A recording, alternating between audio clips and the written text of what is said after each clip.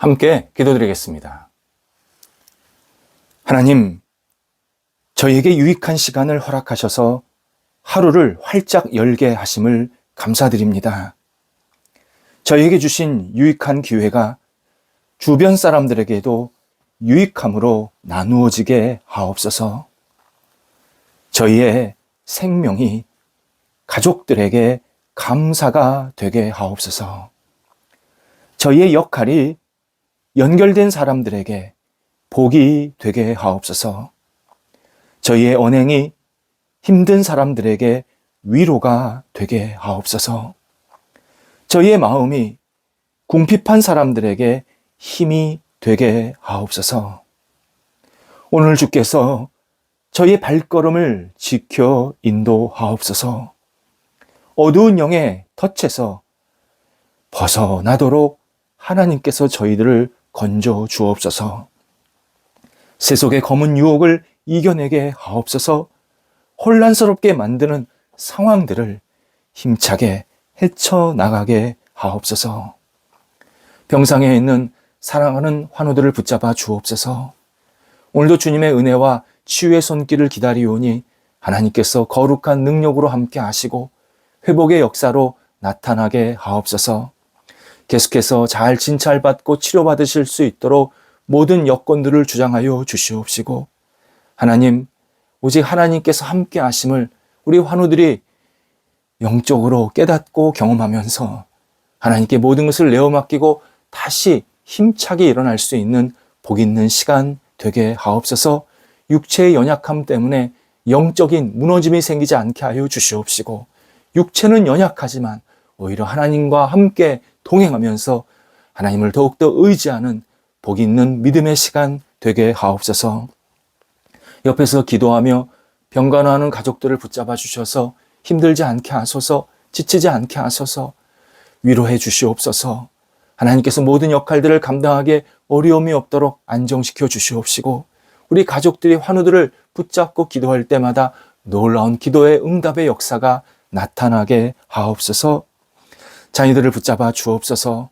저희 자녀들이 하나님을 영화롭게 하는데 이 땅에서 마음껏 쓰임받는 복 있는 자녀들 되게 하옵소서.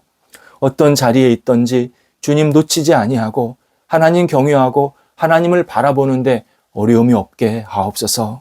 어린 자녀들 믿음 안에서 무럭무럭 잘 자라게 하시고, 학업에 있는 자녀들 좋은 친구들, 좋은 선생님들 만나고 또 맡겨진 학업의 시간에 충실하게 해주셔서 다음 단계를 준비하게 하시고 하나님께 쓰임받는 계획과 마음이 충만하게 넘치도록 하나님께서 친히 주관하시고 열정으로 부어 주옵소서. 장래를 위해서, 직장을 위해서, 만남을 위해서 기도하는 자녀들이 있습니다. 분복이 있게 하옵소서. 하나님이 주시는 일이 맡겨지게 하시고 좋은 사람과 교제하게 하시고 가정의 분복도 누리게 하시며 하나님의 이름을 높여드릴 수 있는 믿음의 자녀들로 우뚝 성장해 갈 수 있도록 인도하옵소서. 성도들의 일터를 붙잡아 주옵소서. 오늘도 성도들의 일터가 하나님 은혜 가운데서 보호받기를 간절히 기도합니다. 안정되게 하셔서 뿌리가 깊어지게 하시고 외연이 확장되게 하시고 내부적으로는 하나 되는 은혜가 있게 하옵소서. 함께 일하는 모든 사람들에게 열정이 있게 하셔서 맡겨진 역할들을 잘 감당하게 하여 주옵소서. 일터에서 일어나는 다양한 교류가 있습니다. 하나님께서 함께 하셔서 거래하는 것, 투자하는 것, 사람 만나는 것, 또 손을 잡고 함께 하나님 나라를 위해서 거룩한 계획을 세우는 모든 것들 위해 하나님께서 충만히 임재하셔서 선한 능력을 베풀어 주시옵시고, 시작된 교류가 끝까지 잘 마무리되게 하시고 새로운 교류가 계속 이어질 수 있게 하옵소서. 도전하는 성도들 붙잡아 주셔서 하나님께 영광되는 시간 되게 하시고 힘차게 앞을 향해 나아갈 때에 성령께서 동행하여 주옵소서. 복된 열매도 맺히게 하여 주셔서 일하는 것마다 30배, 60배, 100배의 결실로 하나님께 영광되는 시간들이 있게 하옵소서. 출타하는 성도들 붙잡아 주시옵소서. 오고 갈 때 오늘도 주님께서 선하게 이끌어 주시고 맡겨진 역할을 잘 감당하시고 돌아오게 하옵소서. 하나님, 저희 대한민국 대표해서 해외에 나가서 여러 가지 역할들을 하고 일하는 국민들이 있습니다. 이 시간 주님께서 선하게 지켜주시기를 간절히 기도드립니다. 해외 근로자들, 주재원들, 공무원들, 군인들, 또 여러 이유가 있어서 역할을 하고 있는 해외에 나가 있는 우리 대한민국 국민들 붙잡아 주셔서 하나님을 의지하며 바라보며 믿음으로 모든 역할들을 감당하게 하옵소서. 눈동자같이 보살펴 주셔서 건강 잃지 않게 하여 주시옵시고 어려운 상황에 처하지 아니하도록 성령께서 늘 동행하여 주시옵소서. 하나님을 의지하며 마음껏 쓰임받게 해주셔서 대한민국의 빛을 발하게 하시고 하나님 나라에 크게 쓰임받는 믿음의 백성들로 우뚝 세워질 수 있도록 해외에 나가 있는 모든 분들에게 크신 은총과 복을 허락하여 주시옵소서. 사람들 만날 때마다 좋은 결실들이 맺혀날 수 있도록 인도하옵소서. 오늘도 우리 성도들 평강이 있게 하여 주옵소서. 주께서 주시는 평안이 삶의 자리, 가정에 충만히 있게 하여 주셔서 주님 때문에 안정감이 넘쳐나는 하나님의 사람들, 우리 성도들 되게 하옵소서. 예수님의 이름으로 기도드립니다. 아멘. 오늘 우리에게 주시는 하나님의 말씀은 신약성경 사도행전 1장 12절에서 15절 상반절까지입니다. 사도행전 1장 12절에서 15절 상반절입니다. 살아계신 하나님의 말씀을 봉독하겠습니다. 제자들이 감람원이라 하는 산으로부터 예루살렘에 돌아오니 이 산은 예루살렘에서 가까워 안식일에 가기 알맞은 길이라.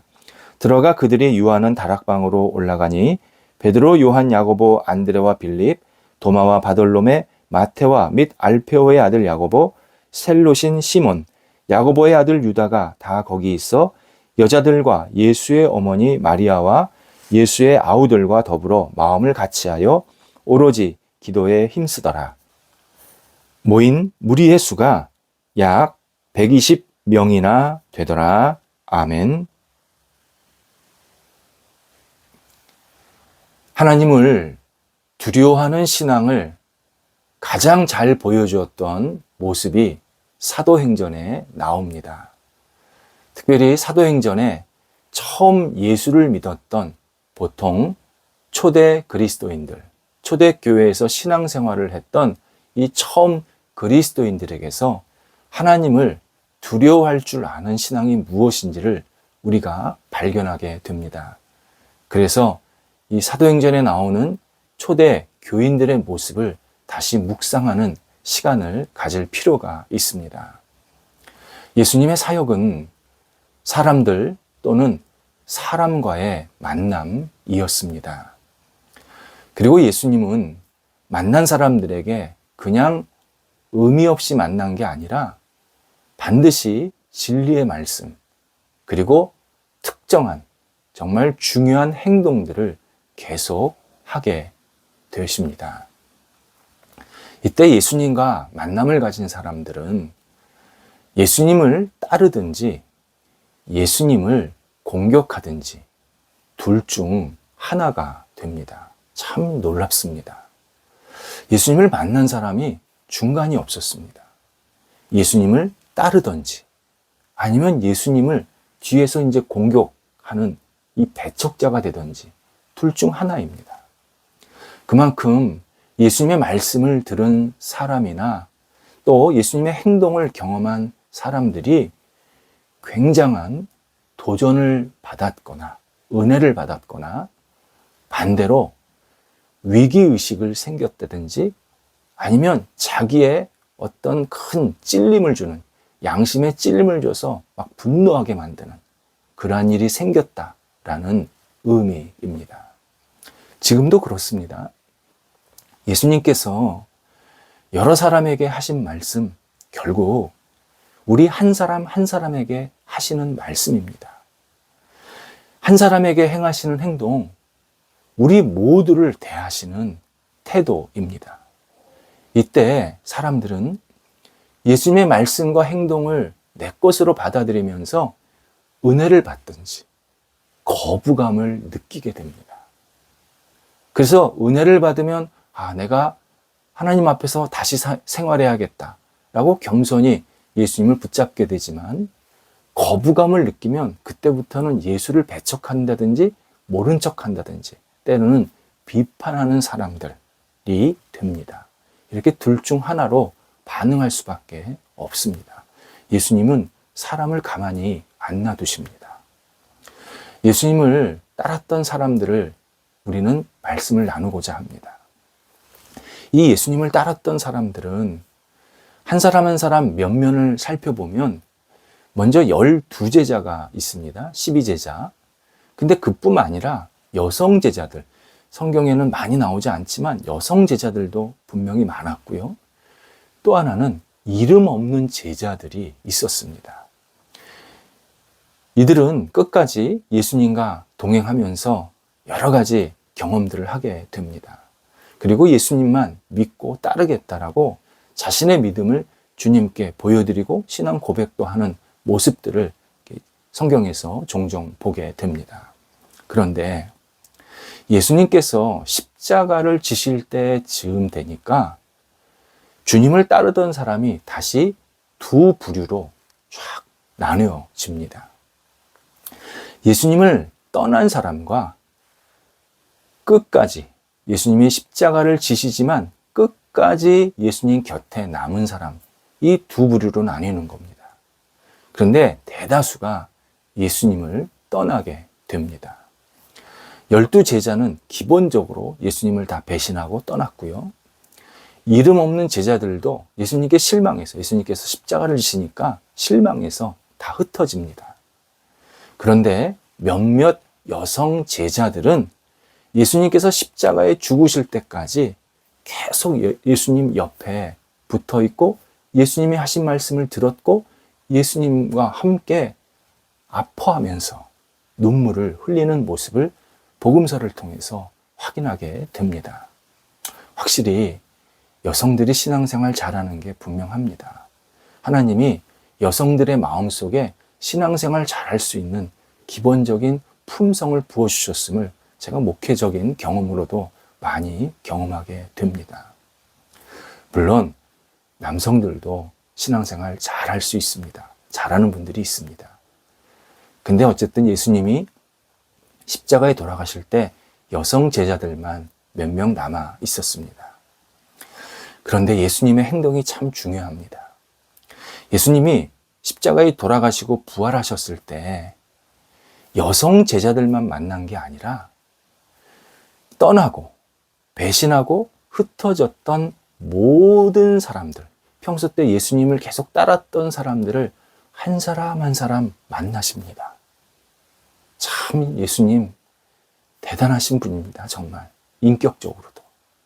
당신을 그렇게 배신하고 마치 나는 저 사람을 몰라요 그러면서 등 돌렸던 사람들을 예수님께서 한 사람 한 사람을 다 만나 주십니다. 고린도전서 15장 3절에서 8절에서 바울이 이 상황을 이렇게 설명해 주고 있습니다.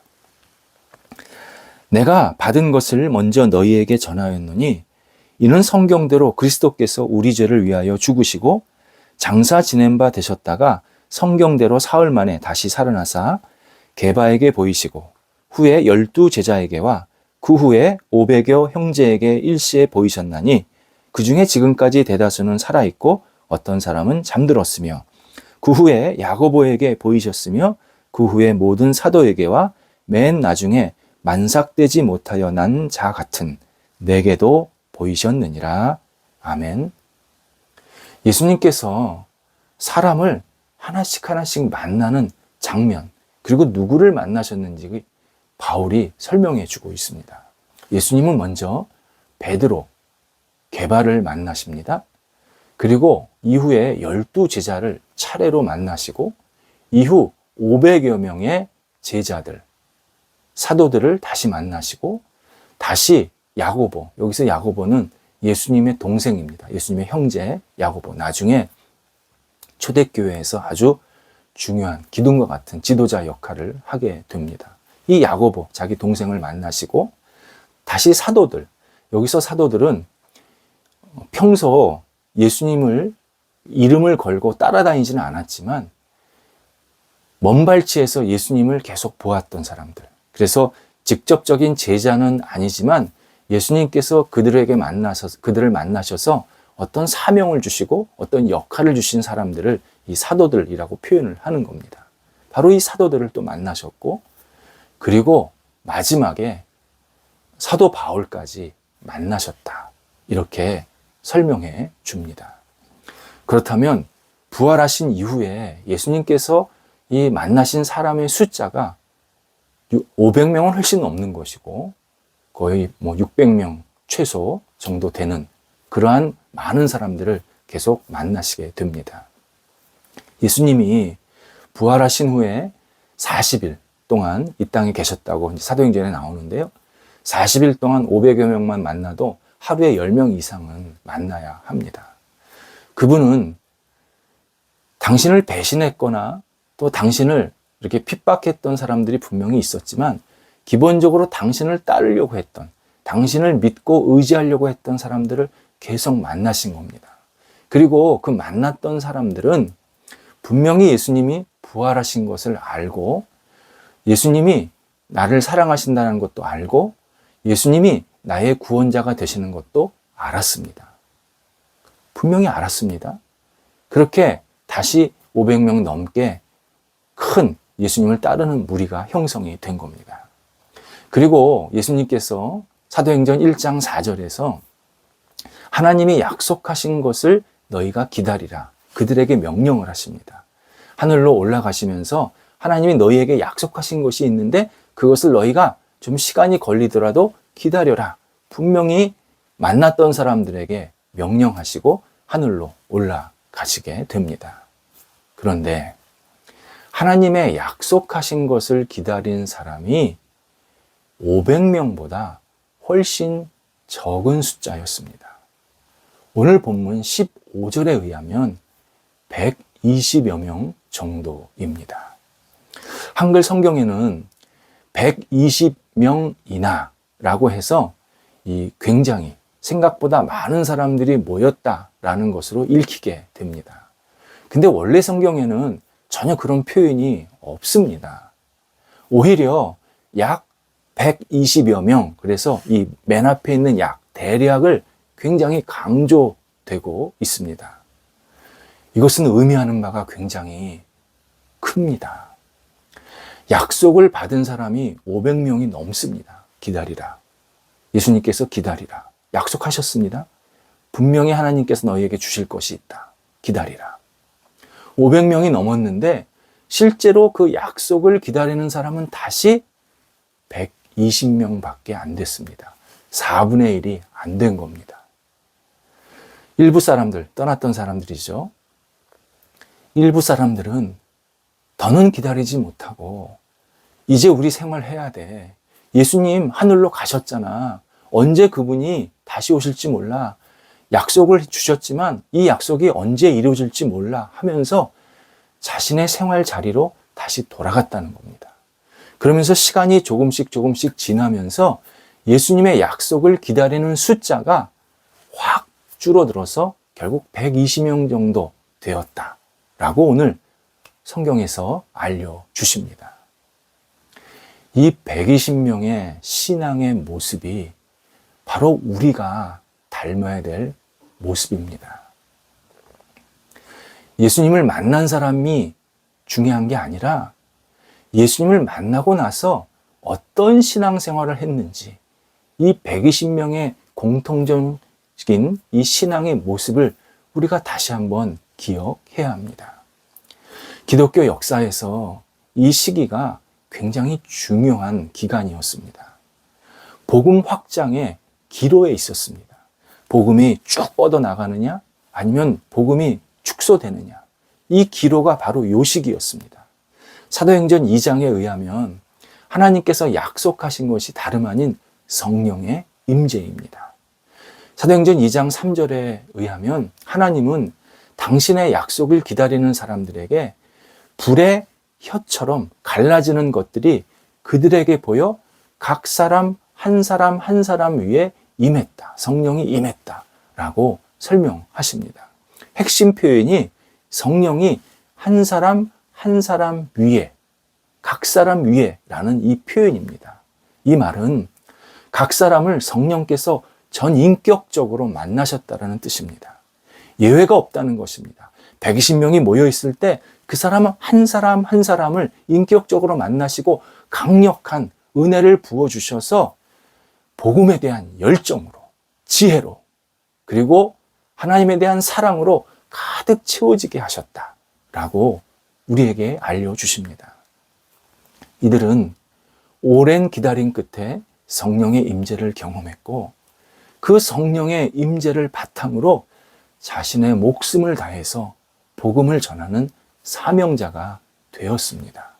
그래서 1세기 로마 제국, 정말 우상 숭배, 권력, 그리고 물질 이런 것으로 가득 채워졌던 이 1세기 로마 제국을 복음화하는데 이들이 큰 기여를 하게 됩니다.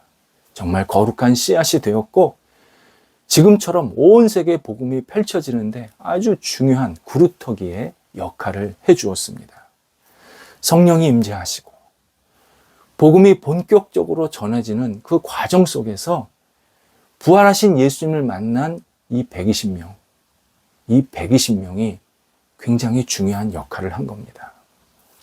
신앙의 선조들이 성령을 받기까지 예수님의 약속을 묵상하면서 기다린 그 인내의 시간은 굉장히 힘든 시간이었습니다. 우리가 생각하는 것보다 훨씬 고통의 시간이었습니다. 십자가에 못 박혀 죽은 예수님을 따른다고 하니까 일반 사람들, 유대인들 뿐만 아니라 주변 사람들이 다 미친 사람들이라고. 저 이상한 사람들이 어떻게 십자가에 죽은 예수를 따른다고, 그분을 구원자라고 고백하냐고. 그렇게 비난하고 얼마나 정말 사람 취급하지 않았는지 모릅니다. 그런데 이들이 매일 한 곳에 모여서 기도하고 하나님의 약속을 기다렸습니다. 그랬더니 성령이 그들에게 임하신 겁니다. 이들의 마음이 어떤 마음이었을까요? 바로 하나님을 두려워하는 마음이 있었습니다. 그래서 이들은 사람들을 무서워하지 않고 하나님을 두려워하면서 함께 모였고 기도했고 그래서 성령을 받았고 복음을 전했고 그리고 핍박받았고 죽음까지도 이르게 되었습니다. 하지만 기뻐했습니다. 세상보다 하나님을 더 소중하게 여기면서 하나님을 두려워하면서 우리를 통해서 복음이 확장되기를 원합니다. 기꺼이 헌신자가 되었습니다. 마태복음 10장 22절에서 예수님께서 이렇게 말씀하십니다. 또 너희가 내 이름으로 말미암아 모든 사람에게 미움을 받을 것이나 끝까지 견디는 자는 구원을 얻으리라. 아멘. 하나님을 두려워하는 사람은 끝까지 견디게 되고 그 견디는 사람은 구원을 얻게 된다 말씀합니다. 하나님을 두려워함은 기다릴 줄 아는 신앙입니다. 견디는 신앙입니다. 인내하는 신앙입니다. 다른 말로 내가 신앙생활하면서 견딘다, 인내한다. 그것은 인간적으로는 불가능합니다. 하나님을 두려워할 줄 알을 때 그런 신앙으로 우리가 성숙하게 됩니다. 이 120명의 하나님의 두려움을 갖는 신앙, 바로 우리의 신앙이 되어야 합니다. 기도하겠습니다. 하나님을 두려워하면서 인내하고 기다릴 줄 아는 복 있는 사람들이 되기를 간절히 원합니다. 하나님께서 120명을 사용하셔서 복음이 확장되게 하셨듯이 저희도 하나님을 두려워함으로 하나님께 모든 것을 내어 맡기며 주께서 주시는 것을 기다리며 체험받게 하셔서 저희가 가는 곳곳마다 그리스도의 은혜와 사랑이 마음껏 전달되는 하나님의 사람들로 우뚝 세워지도록 인도하옵소서. 예수님의 이름으로 기도드립니다. 아멘.